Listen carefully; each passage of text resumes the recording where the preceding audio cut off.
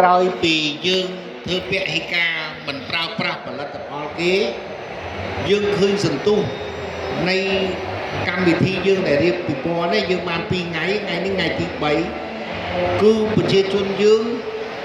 ដូចគ្រប់គ្រងនឹងការចូលទិញមិនមែនមកទស្សនាទេគឺមកទិញយកហ្មងក្បួចមាត់យកហ្មងហើយតូបមួយលក់សឹងថាររបស់លក់មិនបានប៉ុន្តែខ្ញុំជឿជាក់ថាតទៅមុខទៀតព្រោះយើងទី1ពេលដែលយើងការទល់ដែនដែលគាត់មានការបិទភ្លាមហ្នឹងគឺធ្វើឲ្យយើងអត់បានរៀបខ្លួនតាន់ក៏ប៉ុន្តែចាប់ពីថ្ងៃទៅខ្ញុំជឿជាក់ថា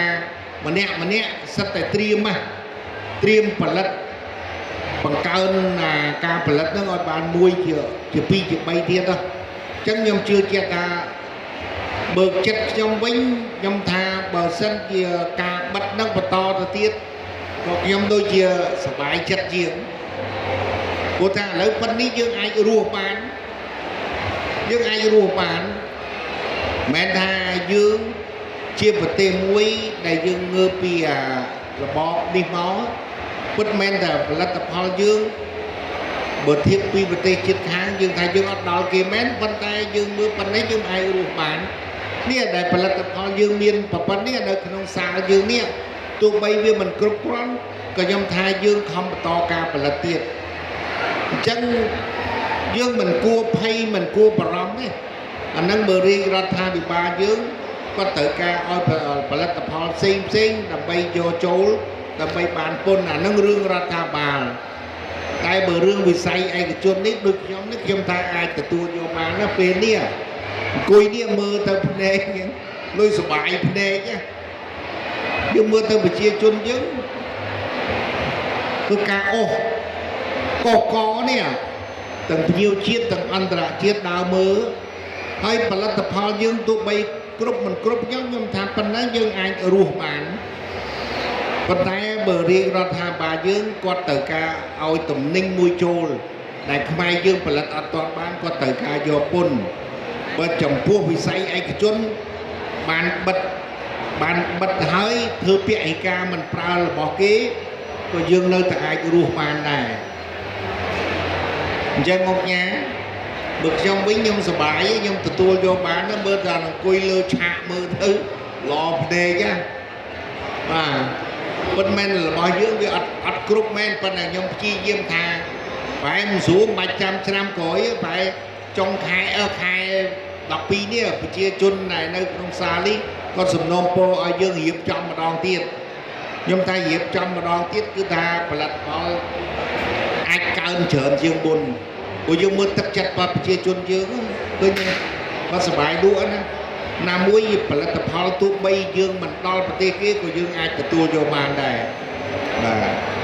បាទអញ្ចឹងសូមអរគុណហើយខ្ញុំចង់បញ្ជាក់ថាឆ្នាំក្រោយខ្ញុំជឿជាក់ថាយើងនៅបង្កើនផលិតផលយើងឲ្យបានច្រើនទៀតហើយអនាគតទៅដោយខ្ញុំជម្រាបទៅ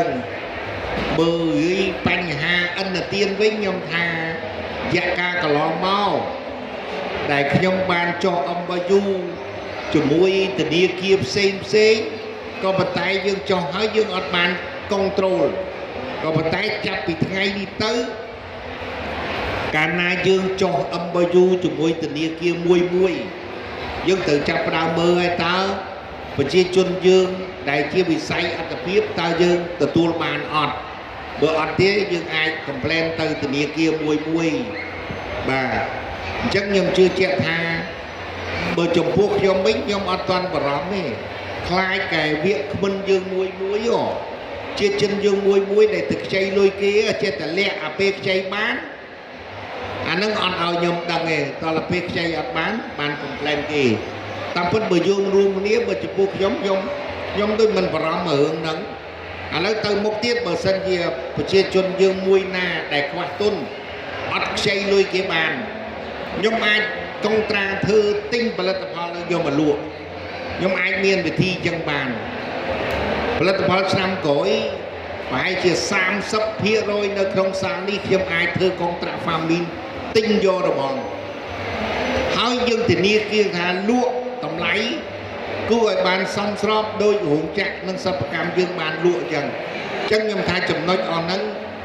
ខ្ញុំថាដូចជា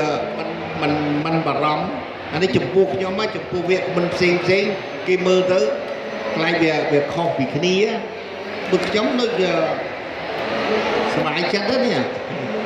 អង្គុយចំពោះចង់អង្គុយនៅនេះទៀតប្រហែលជា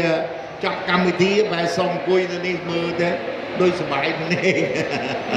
បាទអរគុណចឹងបាទ